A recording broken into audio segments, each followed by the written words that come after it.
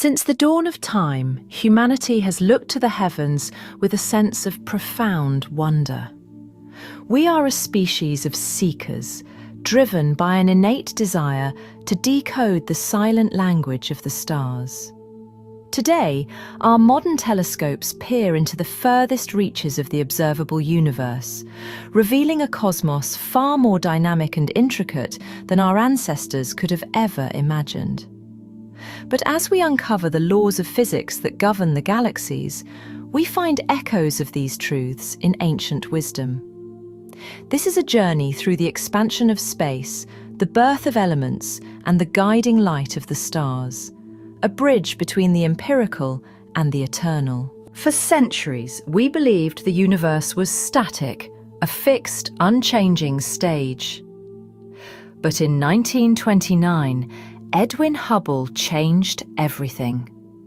He observed that galaxies are not sitting still. They are racing away from us. This is known as redshift, the stretching of light as the space between us and distant galaxies expands. The universe is not a static void. It is a growing, breathing entity. Surah Ad-Dhariyat, verse 47. And the heaven we constructed with strength, and indeed we are its expander. The use of the Arabic word musiyun specifically denotes the act of expanding. To a 7th century audience, this was a statement of divine power. To a 21st century scientist, it is a description of the very nature of our reality. Iron is the backbone of our civilization. From the skyscrapers that touch the clouds to the hemoglobin in our blood. But iron has a celestial origin. It is not native to Earth. Science tells us that iron can only be forged in the hearts of massive stars through a process called nucleosynthesis. When these stars reach the end of their lives, they explode in violent supernovae, scattering iron across the cosmos.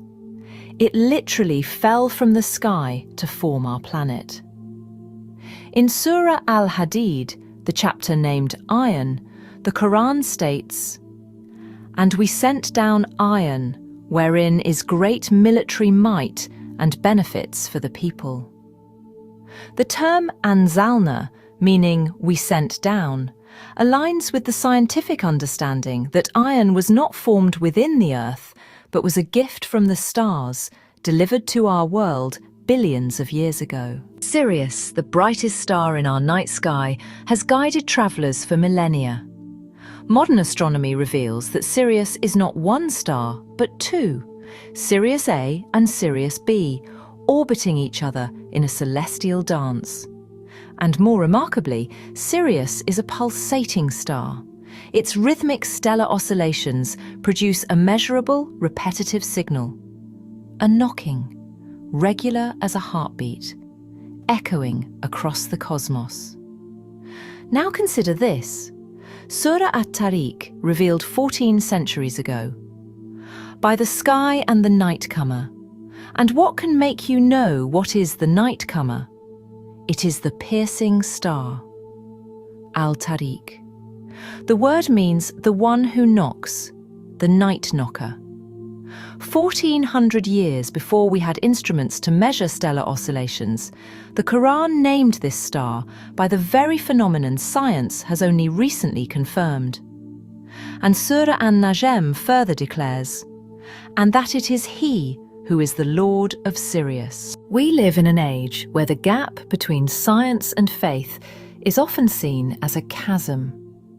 Yet, when we look at the expansion of the universe, the origin of the elements, and the precision of the stars, we see a different story.